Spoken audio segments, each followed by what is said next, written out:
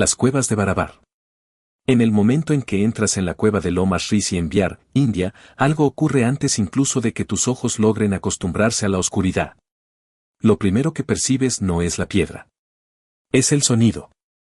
Una sola sílaba pronunciada con un tono normal se expande en una reverberación que permanece durante 5, 6 o incluso 7 segundos, envolviendo las paredes curvas de granito y regresando hacia ti transformada, más profunda, casi inmensa. Te encuentras dentro de una cámara tallada en granito sólido y pulida hasta alcanzar un brillo semejante al de un espejo. Una roca tan dura que incluso herramientas modernas con puntas de diamante tienen dificultades para producir en ella un corte limpio. Según el registro oficial, ese pulido fue conseguido alrededor del año 261 a.C., utilizando herramientas manuales, en la penumbra, y hasta hoy nadie ha explicado por completo cómo fue posible. Las cuevas de Barabar se encuentran en el distrito de Jehanabad, en Bihar, India, aproximadamente a 24 kilómetros al norte de Gaya, el lugar asociado con la iluminación de Buda. El conjunto está formado por 4 cuevas excavadas en el granito de la colina Barabar, 2 más en la cercana colina Nagarjuni y una séptima descubierta en tiempos más recientes. Inscripciones de Asoka presentes en 3 de esas cuevas indican que fueron entregadas por el emperador Asoka a monjes ajivika hacia el año 261 a.C., convirtiéndolas en las cuevas excavadas en roca más antiguas que aún sobreviven en India. Y, bajo casi cualquier criterio, también son las más asombrosas desde el punto de vista técnico.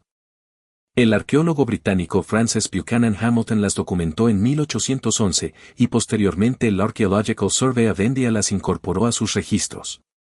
Sin embargo, ninguna de esas instituciones ha resuelto la pregunta central. ¿Cómo fueron construidas? La principal dificultad está en el pulido. El granito no es un material uniforme. Es una mezcla cristalina compuesta por minerales como cuarzo, feldespato y mica, cada uno con una dureza distinta en la escala de Mohs. Solo el cuarzo alcanza un nivel 7, más duro que la mayoría de las herramientas metálicas manuales disponibles en el siglo III a.C. Lograr un acabado uniforme semejante a un espejo sobre una superficie compuesta por minerales de dureza diferente exige una de 3 posibilidades: un proceso de abrasión de paciencia y precisión extraordinarias, un material abrasivo más fino que los propios minerales del granito, o una técnica completamente distinta. Investigadores independientes, entre ellos el autor Brian Forster, han señalado que el pulido visible en las cuevas de Sudama y Lomas Rishi es comparable, en suavidad macroscópica, al vidrio óptico, extendiéndose sobre superficies interiores curvas e incluso en ángulos de 90 grados entre muros y techos, sin marcas visibles de corrección. Y hasta ahora, ningún conjunto de herramientas del periodo Maurya encontrado en India ha demostrado poder reproducir un resultado semejante sobre granito a esta escala. Pero mientras investigas más, aparece otro detalle todavía más desconcertante. La acústica. Mediciones realizadas en las cámaras principales registran tiempos de reverberación de entre 5 y 8 segundos, situándolas entre los espacios cerrados con mayor resonancia documentados en cualquier parte del mundo. La cueva de Sudama está tallada en 2 secciones perfectamente diferenciadas, una antecámara rectangular exterior y una cámara interior circular unidas por un paso bajo y estrecho cortado con extrema precisión. Los investigadores que han analizado la función acústica de ambas salas señalan que cada una produce una resonancia distinta, lo que sugiere que la distribución de 2 habitaciones no era decorativa ni práctica. Parecía diseñada para el sonido. La misma firma de reverberación, dentro del mismo rango general de frecuencias, aparece también en el Alsafieni Hypogeum en Malta y en las galerías subterráneas de Chavín de Huántar en Perú, 2 lugares que ya has visto en esta lista. Cuando el mismo principio acústico aparece en Malta, Perú y Bihar, en estructuras separadas por miles de kilómetros y posiblemente por miles de años, la palabra coincidencia empieza a perder fuerza. Las cuevas fueron donadas a los monjes ajivika, seguidores de una tradición filosófica india hoy casi extinguida que rechazaba tanto los marcos brahmánicos como los budistas, adoptando en su lugar una visión estrictamente materialista y fatalista. Casi nada de sus rituales ha sobrevivido. Y eso deja abierta otra posibilidad. No está claro si las cuevas fueron construidas para los ajivika por artesanos de Asoka o si ya existían cuando el emperador las encontró y decidió entregarlas. Las inscripciones confirman la donación. No dicen nada sobre la construcción. La existencia de la cueva de los tallos nunca ha estado en duda. Lo que sigue siendo profundamente discutido es una afirmación realizada en 1969 por un empresario húngaro-ecuatoriano llamado János Morisz, quien presentó una declaración jurada ante un funcionario del gobierno ecuatoriano asegurando que, en el interior de la Cueva de los Tallos, había localizado una biblioteca metálica. Según Morisz, en las profundidades de la cueva se ocultaban miles de placas de metal grabadas, cubiertas con registros pictográficos pertenecientes a una civilización avanzada prehumana o protohumana, almacenadas dentro de cámaras geométricas. La legalización de ese documento es un hecho público registrado. Una declaración jurada no es una leyenda. Es una afirmación legal concreta. Y Morisz puso su reputación en juego al firmarla. Mientras el misterio crecía, el explorador escocés Stan Hall dedicó años a investigar esa historia y finalmente organizó en 1976 la expedición británico-ecuatoriana, una de las mayores exploraciones subterráneas realizadas en Sudamérica. La misión reunió aproximadamente a 100 científicos, militares y especialistas de distintas disciplinas. Y entre ellos había un nombre imposible de ignorar. Neil Armstrong.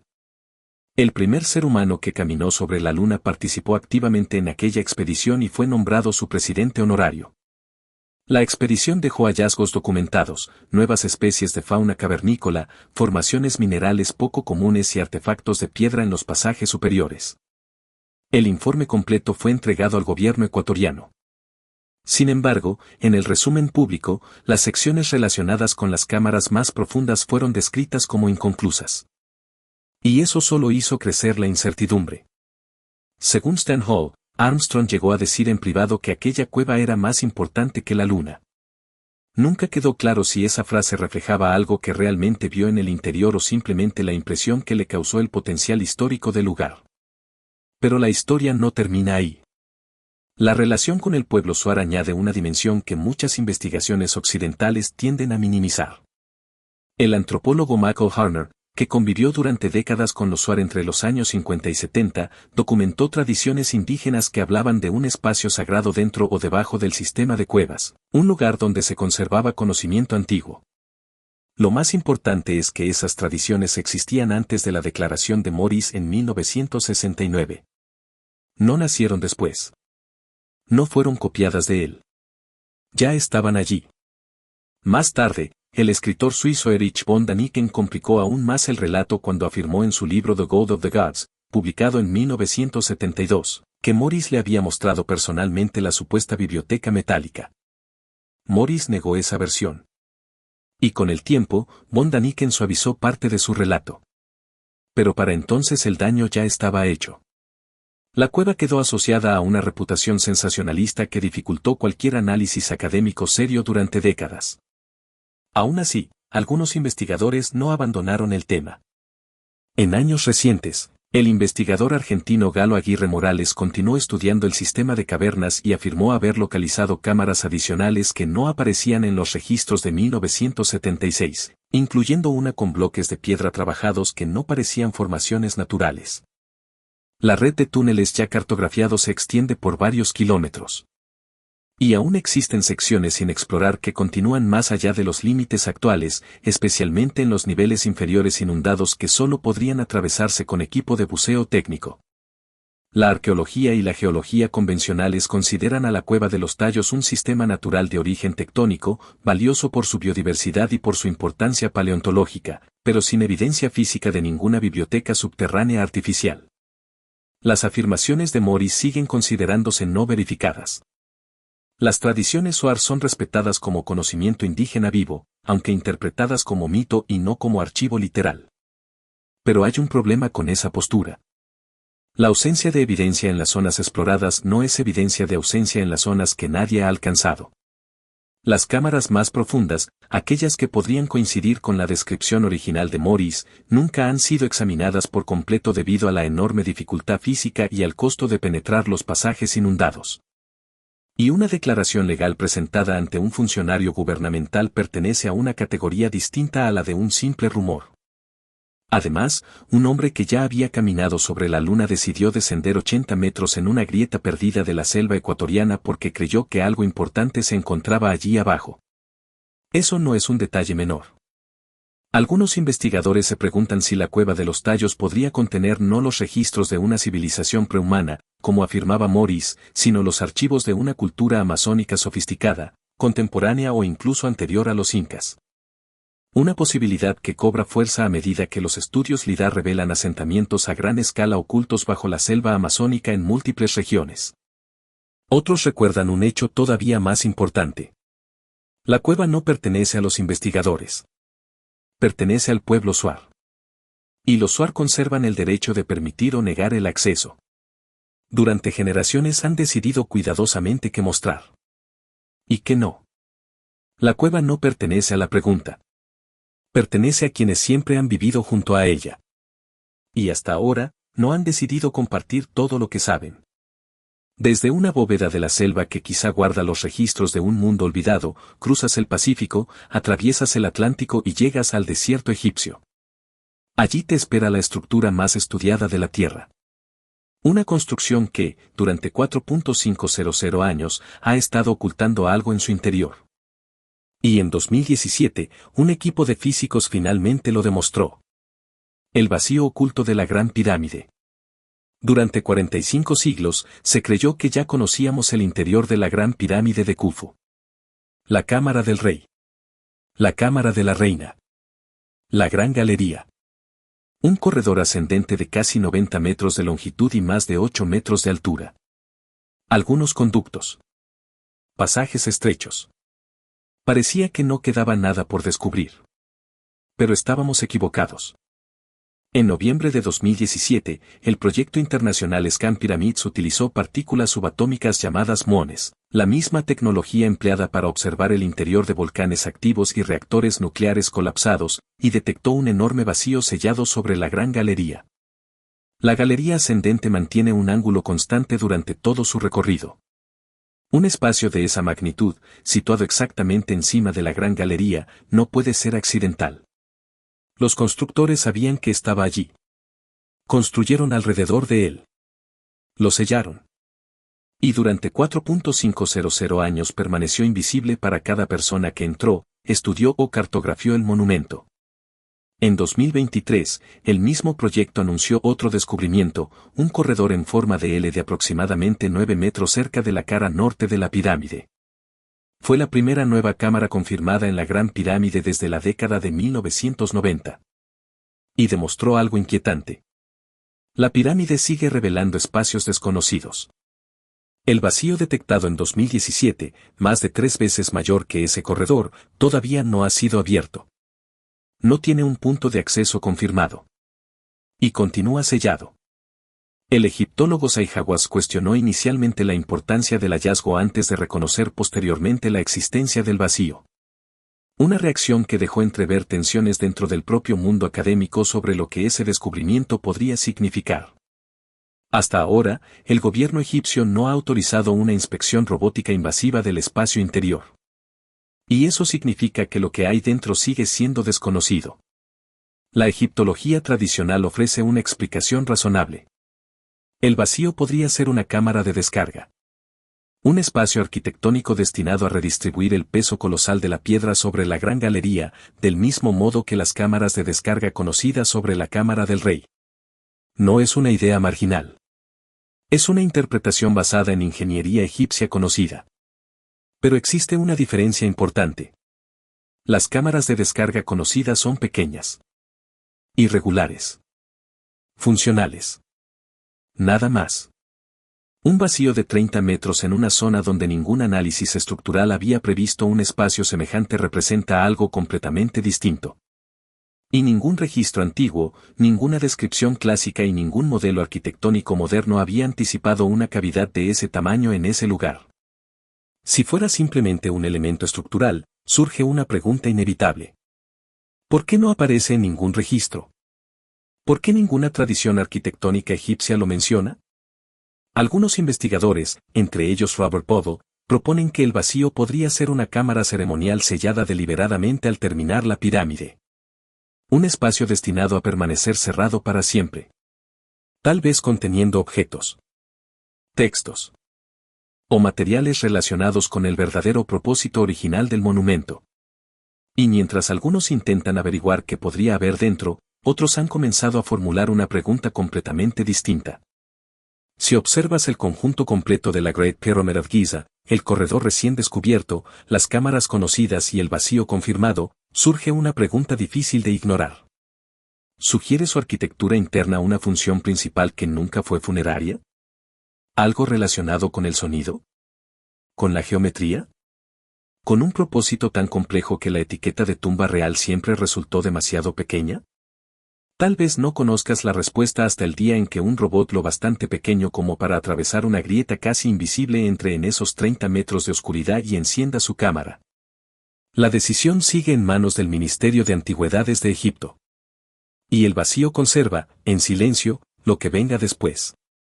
Desde la estructura más estudiada del planeta, que aún guarda secretos, te desplazas hacia otro tipo de espacio sellado bajo tierra. No fue tallado en roca desértica. Fue excavado en la piedra viva de una meseta de Anatolia. Y no fue diseñado para albergar un cuerpo ni para esconder un enigma. Fue construido para contener una civilización entera. La ciudad subterránea de Derinkuyu. En 1963, un hombre que renovaba su casa en Derinkuyu, en la región de Capadocia, al centro de Turquía, derribó una pared en su sótano y descubrió un túnel. Lo siguió. Ese túnel lo llevó a otro. Después a una habitación. Luego a un nivel inferior. Y después a otro más. Cuando los inspectores del Ministerio de Cultura turco completaron la primera evaluación, habían identificado 18 niveles de pasajes, cámaras, establos, iglesias, almacenes y pozos de agua dulce, todo excavado en la toba volcánica blanda de la meseta Anatolia, extendiéndose hasta 85 metros bajo la superficie. El complejo fue diseñado para albergar y sostener a unas 20.000 personas. Las puertas solo podían cerrarse desde el interior. El sitio es completamente real. Está documentado. Y una parte de él permanece abierta al público, aunque solo se puede visitar una fracción de sus niveles. Lo que no está documentado es algo mucho más importante. ¿Quién lo construyó realmente? Cuando se excavaron sus niveles más profundos. ¿Y qué clase de amenaza llevó a alguien a decidir que miles de personas debían desaparecer bajo tierra y sellarse allí? La documentación oficial turca confirma la profundidad de 85 metros, la existencia de más de 600 conductos de ventilación que llevan aire respirable hasta las zonas inferiores y enormes puertas circulares de piedra, talladas en una sola pieza de toba volcánica. Cada una mide alrededor de 1,5 metros de diámetro. Tiene 50 centímetros de grosor. Y pesa cerca de 500 kilos. Cada puerta se desplazaba desde dentro. Una vez cerrada, no podía abrirse desde fuera. Un pequeño orificio central permitía a quienes estaban dentro defender el túnel con lanzas contra cualquiera que intentara entrar. Eso no describe un simple refugio. Describe una fortaleza. Y esa diferencia importa. Porque un refugio se construye para una amenaza temporal. Una fortificación se construye para una amenaza prolongada. Los establos muestran techos de entre 2 y 2,5 metros, con anillos de piedra tallados en las paredes para sujetar caballos y ganado. Eso indica que el complejo fue pensado para una ocupación prolongada. No para esconderse durante unos días. Sino para vivir bajo tierra. Y mientras profundizas más, aparece otro detalle. Derinkuyu no estaba sola. La ciudad parece conectarse con otros complejos subterráneos de Capadocia, entre ellos Kaymaklı Underground City, varios kilómetros al norte, mediante túneles profundos. Eso sugiere que la red subterránea pudo haber sido concebida como un sistema integrado capaz de sostener poblaciones a escala regional. Material orgánico encontrado en algunos niveles ha sido datado alrededor del 1400 a.C., lo que sitúa ocupación en tiempos hititas. Sin embargo, la propia roca no puede fecharse. La toba volcánica no conserva una marca temporal que permita saber cuándo fue excavada. Y eso deja abierta la pregunta más importante.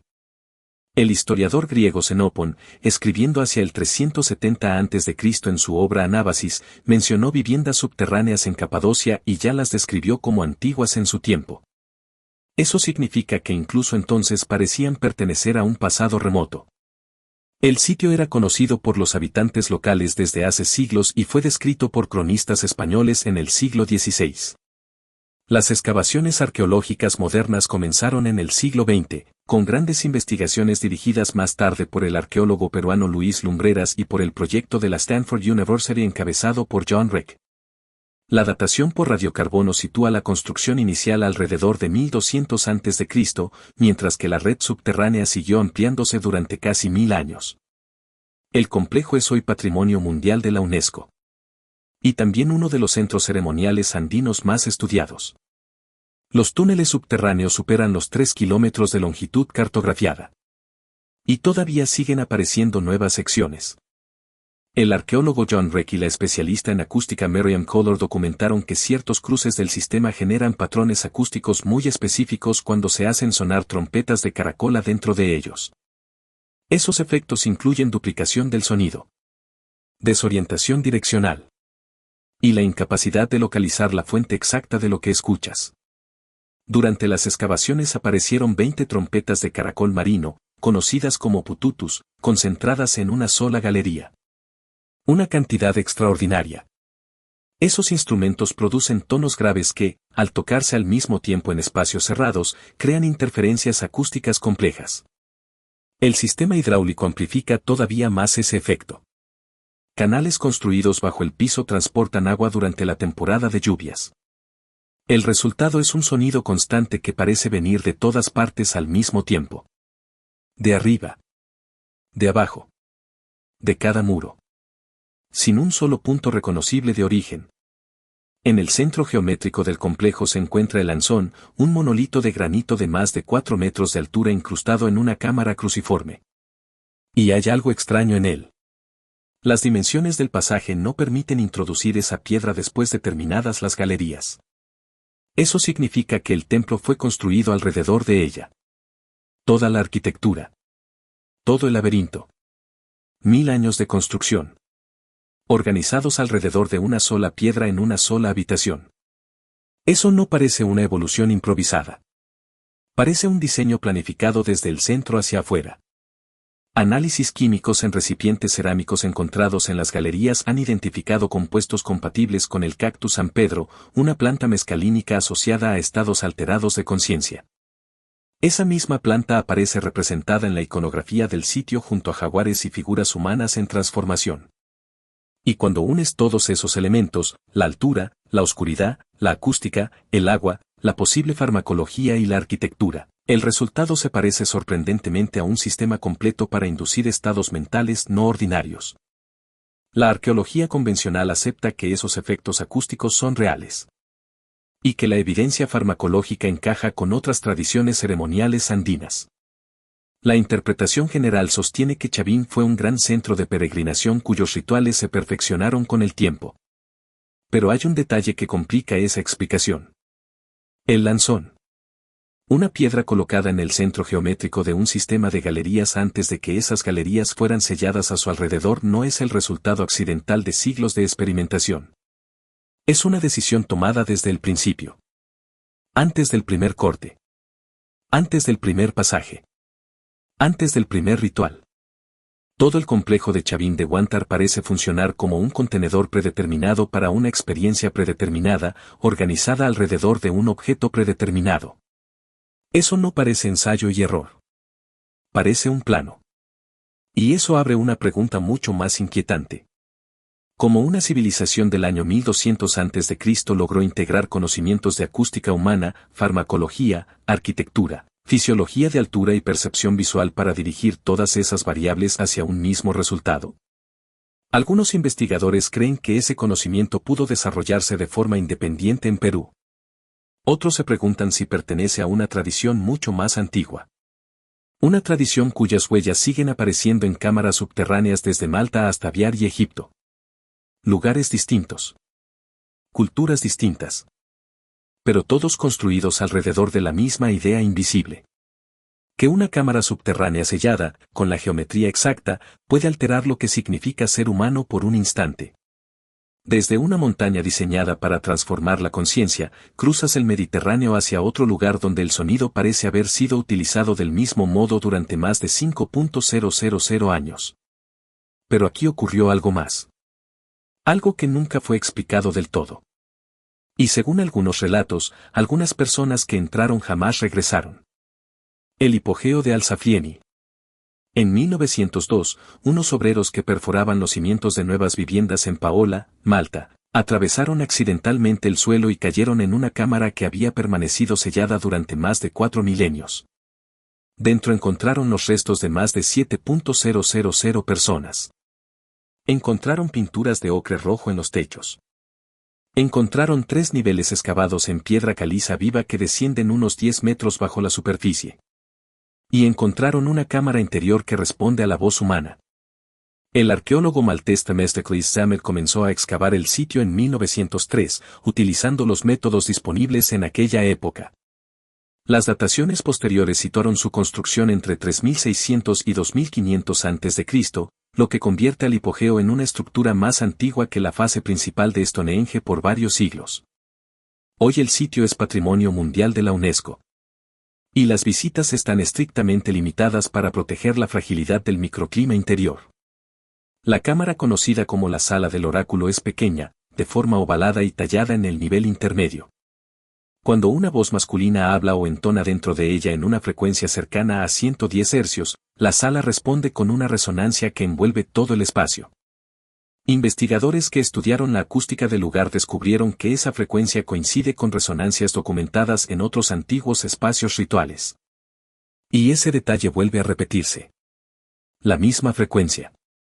En lugares distintos. Separados por continentes. Estudios modernos en neurociencia han mostrado que una exposición sostenida a sonidos alrededor de 110 Hz puede alterar la actividad cerebral, reduciendo ciertos procesos analíticos mientras aumenta la percepción espacial y emocional. 3 lugares. 3 épocas. Una misma frecuencia. Las pinturas de ocre rojo del techo muestran espirales y patrones geométricos que algunos investigadores interpretan como fenómenos entópticos. Es decir, formas visuales producidas por el propio sistema nervioso durante estados alterados de conciencia. Lo que esas personas veían dentro de su mente pudo haber quedado registrado sobre la piedra. Como si el hipogeo no solo cambiara lo que escuchabas, sino también lo que veías. Dentro del complejo existe además una cámara secundaria sellada con yeso en una fecha desconocida. Nunca se ha abierto. Nadie sabe qué contiene. Y alrededor del sitio circula otro relato todavía más extraño. Según historias repetidas en Malta durante décadas, en la década de 1940 un grupo escolar habría entrado en un pasaje inferior del hipogeo y nunca regresó. Las autoridades habrían sellado después ese acceso. No existe una confirmación histórica sólida de esa historia. Pero el hecho de que siga viva dice algo sobre la manera en que este lugar ha sido percibido durante generaciones. La arqueología tradicional interpreta el hipogeo como un recinto funerario colectivo utilizado durante aproximadamente 1000 años por la misma cultura que construyó los templos megalíticos de superficie de Malta. La acústica, según esta visión, sería una consecuencia accidental de la forma de la cámara. Y esa explicación es posible. Pero hay un detalle difícil de ignorar. La resonancia de 110 Hz no es una simple propiedad de cualquier cavidad de piedra. Solo aparece cuando el tamaño del espacio, la curvatura de los muros y la altura del techo guardan una relación muy específica. Eso significa una de dos cosas. O varias culturas separadas lograron exactamente la misma frecuencia por accidente. O sabían exactamente lo que estaban construyendo. ¿Y por qué? La pregunta ya no es si el hipogeo es extraordinario. La pregunta es cuánto estamos dispuestos a aceptar antes de que extraordinario deje de parecer una coincidencia. Desde una cámara subterránea que parece doblar la conciencia con sonido, viajas ahora hacia China, donde en 1992 un agricultor vació un estanque y reveló algo que todavía hoy sigue sin explicación. Las cuevas de Longzhou. En junio de 1992, un agricultor llamado Guan Ai decidió drenar un estanque cerca de su aldea en Zhejiang, China, un lugar que los habitantes siempre habían creído sin fondo. Alquiló una bomba. Funcionó durante 17 días. Cuando el agua desapareció, descendió al lodo. Y se encontró dentro de una enorme caverna artificial. Cada superficie estaba cubierta por líneas paralelas talladas con precisión. Llamó a sus vecinos. Drenaron más estanques. Y aparecieron 36 cavernas ocultas bajo los campos de la aldea. La mayor de ellas tiene unos 2.800 metros cuadrados y techos de hasta 30 metros de altura. El volumen total extraído supera el 1.000.000 de metros cúbicos de roca. Y aún así, ningún registro imperial chino menciona jamás su construcción. Ni durante la dinastía Han, ni Tang, ni Song, ni Ming, ni Yin. Nada. Investigaciones posteriores observaron que todas las superficies, paredes, columnas, techos y suelos, están cubiertas por el mismo patrón de marcas cruzadas con un ángulo constante de 60 grados. Idéntico en las 36 cuevas. Eso sugiere una fuerza laboral coordinada bajo un diseño uniforme. O múltiples equipos trabajando bajo instrucciones exactas. Pero dentro no apareció nada. Sin herramientas. Sin esqueletos. Sin inscripciones. Sin objetos ceremoniales. Sin restos de uso cotidiano. Ni siquiera la piedra extraída ha sido localizada cerca del lugar. Las cuevas mantienen una temperatura interna cercana a 17 grados centígrados durante todo el año, casi sin cambios pese al clima exterior. Y aunque algunos análisis de sedimentos apuntan a una antigüedad aproximada de 2.000 años, la roca misma no puede fecharse con precisión. La arqueología china ha propuesto que se trataba de antiguas canteras y que el patrón de marcas ayudaba a reforzar la estabilidad de las paredes. Es una explicación técnicamente posible. Pero vuelve a aparecer el mismo problema. Las canteras dejan rastros. Rampas. Desechos. Herramientas. Infraestructura. Las cuevas de Longyou no muestran nada de eso. Y una excavación de semejante magnitud debería haber dejado huella en una civilización famosa por documentarlo todo. Pero no dejó ninguna. No se ha encontrado la piedra. No se ha encontrado el propósito. No se ha encontrado el registro. Lo único que existe son 36 cámaras gigantescas ocultas bajo una aldea cuyos habitantes crecieron creyendo que sobre ellas solo había estanques profundos. Desde cámaras que borraron su propia historia, te diriges ahora hacia los Andes peruanos. Allí, en un acantilado remoto, hay una estructura que no tiene clasificación oficial. No tiene excavación formal. Y nadie sabe con certeza si Ñaupa Iglesia pertenece a esa herencia o si simplemente es un santuario inca cuya precisión ha sido exagerada por observadores modernos. Lo que sí permanece es una anomalía difícil de ignorar. Las superficies más cercanas al nicho interior no muestran marcas visibles de herramientas. En otras piedras, los artesanos andinos dejaron señales claras del trabajo de percusión que aún pueden estudiarse. Aquí no están. Eso solo deja dos posibilidades. O fueron eliminadas mediante un proceso de acabado desconocido. O nunca existieron. Y eso señalaría hacia un método completamente distinto. La arqueología convencional, en la medida en que ha prestado atención al lugar, lo interpreta como un santuario ceremonial de alto rango. Un huaca. Un espacio sagrado integrado en el paisaje andino. Y esa explicación encaja con muchas tradiciones de la región. Pero no explica por qué un país que ha catalogado cientos de miles de sitios arqueológicos aún mantiene este lugar en una especie de silencio administrativo. Como si alguien hubiera decidido, al menos por ahora, no decidir nada sobre él. Algunos investigadores creen que Ñaupa Iglesia podría ser uno de varios lugares andinos que conservan rastros de una tradición de trabajo en piedra anterior a los incas. Una tradición cuyas capacidades habrían sido tan extraordinarias que los propios incas terminaron integrándolas en sus mitos como obras de dioses o gigantes. Otros señalan que la forma del nicho interior recuerda patrones tallados en piedra que también aparecen en lugares de India y Egipto. Y eso conduce a una pregunta más incómoda. ¿Se trata simplemente de evolución simbólica paralela? ¿O de algo más difícil de explicar? Los 15 metros de cueva sin excavar detrás de la fachada todavía guardan silencio. Desde una puerta tallada en un acantilado peruano sin explicación oficial, viajas ahora hacia el norte de África, donde en 1851 un arqueólogo francés encontró quizá las cámaras subterráneas más desconcertantes de toda esta lista. Y dentro de ellas halló 24 cajas de granito del tamaño de un autobús. Todas vacías. El Serapeo de Saqqara. En 1851, el egiptólogo francés Auguste Mariette exploraba la necrópolis de Saqqara, al sur del Cairo, siguiendo una pista mencionada por el geógrafo griego Estrabo. Esa pista lo condujo bajo tierra. Allí encontró un sistema de túneles de unos 350 metros excavados en la roca caliza. En las galerías laterales aparecieron 24 sarcófagos de granito gigantescos. Cada uno pesa entre 70 y 100 toneladas. Solo las tapas rondan las 27 toneladas. Y el granito fue transportado desde Asuán, a cientos de kilómetros al sur. Lo más desconcertante no era el tamaño. Era el acabado. Las superficies interiores muestran un pulido tan preciso que algunos investigadores lo han comparado con tolerancias modernas de mecanizado de alta exactitud. 23 de esas cajas estaban vacías. Solo una contenía un toro momificado.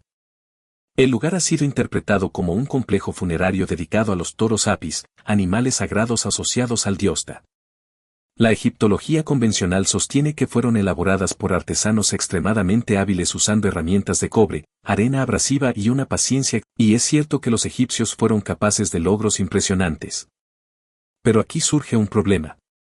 Pulir granito a ese nivel en el interior de una caja de 100 toneladas no es simplemente hacer lo mismo en mayor tamaño. Es un problema completamente distinto. Y a eso se suma otra anomalía. La mayoría de los sarcófagos no tiene inscripciones internas. Algo muy extraño en un contexto funerario egipcio, donde los textos eran considerados esenciales para la transición del alma.